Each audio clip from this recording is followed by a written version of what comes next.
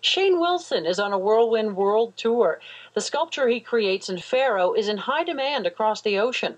Wilson has lived in Faro with his family since 1987, and increasingly his work has been getting more and more international attention. You may recognize it if you've been to the airport recently. It's on exhibit there and has been frequently on exhibit at the Yukon Art Center.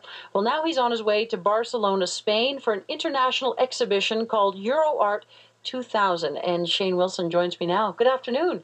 Good afternoon. Tell me a little bit more about the exhibition you're going to. It sounds big and it sounds pretty exciting. It is. It's very exciting. It's an exhibition put on by a group in Barcelona.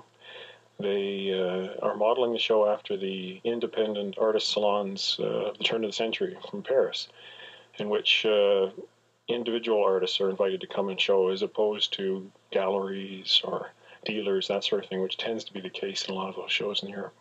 What's different, better about this style of exhibiting? What's better is the artist has a chance to exhibit their own work and to represent themselves, as opposed to having some other sort of person, agent, vehicle do that for them. Who's at this exhibition? Who will see your work? Well, they say they've sent out 50,000 invitations across Europe. They expect, I think, 10 to 15,000 people to come through, largely, I think, from Barcelona. Barcelona is a very art-aware city, but people come from Italy, from Germany, France, as far away as Russia, Vietnam, China, South America, all over the world. Are they buyers for their own galleries, or the individuals? Who would they be representing? A cross-section. The final day of the show is just for specific buyers, galleries, that sort of thing, but the rest of the time, the people that have been invited come. It's a show, not only do the artists come by invitation, but the people that come to the show are also, they come by invitation. So it's very exclusive. It's very nice. How did they hear of you? How did you get chosen to go? The internet. Yes. Art on the internet. How exciting! Art on the internet. Tell me about that. I've had a website on the internet since '97, and what they did was, I think they emailed a number of artists from across the world and invited them to submit portfolios, which I did. They originally asked in '99, but I couldn't go then, so they accepted me for this year. Exciting. What do you think this could mean for your career? Well, one can only hope. I'll know that better when I come back. But I think the exposure to artists from across the world, to a different kind of market than I'm used to. Typically, the more realistic sculptures that I do of animals and that sort of thing are well accepted in North America and in the States in particular.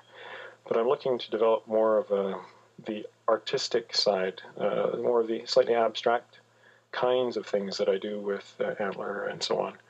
And I think that particular place in the world would be particularly receptive to that kind of art. In fact, I've had some major commissions from there already. So, because they enjoy the abstract rather than the realism? Well, they enjoy both, but they are more open to non-representational art, shall we say. Tell me about the type of art that you create. Moose, antler, skull, that type of thing is your main medium, right? Yeah, mammoth, ivory, stone, all sorts of... I take natural materials basically found in the Yukon and turn them into art.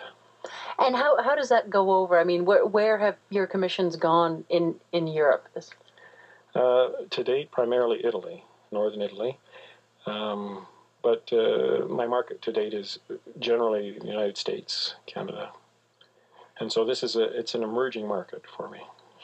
And the response that you've had so far, I mean, is there a certain cachet about being not only from the Yukon, but from even, quite a remote place, Faro, working in these natural material and that kind of thing? What's the response been to that? Well, I think as far as the Europeans are concerned, Canada is... there's a cachet to being from Canada. I mean, that to them is remote and far away. So for them to know that I'm from a far corner in the backwoods of Canada would be, I think, almost unthinkable. But yes, I mean, certainly the northern... I mean, actually, Southern Canada and the United States, that sort of cachet works a little bit better. For them, just enough to come from Canada. Now, what advice would you have for other northern artists who may be listening? I mean, you've done this all the way from Faro. Well, and also with a lot of talent. I mean, that's a given. But to be able to market yourself on an international scale, I think that an artist has to be willing to treat their craft as a business as well. To get out there and to do the marketing themselves, to get the websites. But a website alone is not enough. You've got to go to advertising routes, in media spots, newspaper articles, advertising in magazines, going to trade shows. The artist would have to find where their market is, basically. They have to research and study it and then go after that particular market as a business would.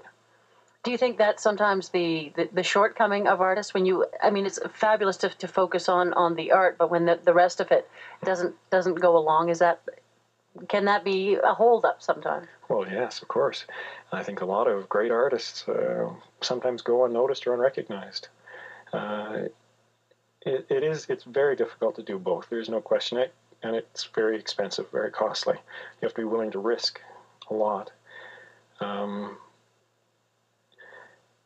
But it's necessary. I mean, it's like anything else. I mean, art is a commodity as well. And the question is finding the people that are interested in what you do, finding people that are interested in your particular commodity. And I know that kind of talk is sort of, non-artsy and all the rest, but I mean, in order to succeed, that's what you have to do. So if you had to break it down, what part are you artist, what part are you businessman? Well, I would say at this point it's 50-50, pretty much. It's a huge amount of effort that goes into the marketing. And I think after this show, I'm going to step back a little bit from that and hopefully maybe 90-10 art. Mm-hmm. But you have to get out there in order to start getting the business and the recognition and that sort of thing. So will this go a long way in helping you do that, this kind of exposure? Absolutely. Right. Yeah. So when will you know when this starts to pay off for you? Immediately, people ordering things, or when you get back to Faro and check your website? It works both ways, actually. I always plan to go to a show and not sell anything, because if you're pressured to sell something in order to make the trip worthwhile, then sometimes it doesn't work as well, or you can be disappointed. Sometimes you can sell things at shows, and other times someone will call you a year later and say, "Oh, I remember I saw you there, and we talked," and so on and so forth. And this happened all the way through the different shows that I've gone to, and so on. So, especially if what you do is new and they can't sort of categorize you right away and figure out sort of where you belong, it takes them a while to sort of think it through and to realize what you're doing and to research a little bit and get some background. So, it's both and. Mm-hmm. So you leave tomorrow? I do. When does the exhibition start? It starts on Friday. Mm-hmm. And goes for? It goes for 4 days, I believe. Are you going to do any other sightseeing in Spain while you're over there? They have such a gorgeous museum in Bilbao. Yes, I plan to visit the Guggenheim in Bilbao, and also the Prado in Madrid, and a few other countries as well. Wow, a lot of people green with envy just listening in. Yeah. Thanks very much for coming in, Shane. Well, before I go, I'd really like to thank a couple of people that have really helped, if you don't mind. Mm-hmm. The Trade and Investment Fund was actually instrumental in some of the funding in order for me to do this, as well as the Canada Council. Azeman Design has helped me develop a poster, which is fabulous, and I really thank them for that. And my wife, I'd like to say thanks to my wife for really being supportive. And also my son is coming with me on this little trip, so that'll be nice. How old is he? He's 17. Oh. He's going to help. I've got tons of stuff to carry and move around, so he's going to be a big help there. That's great. Thanks a lot, Shane. Thank you, Lucy. I've been speaking to Shane Wilson. He's an artist based in Faro, currently on his way to Barcelona, Spain for the Euroart 2000 exhibit.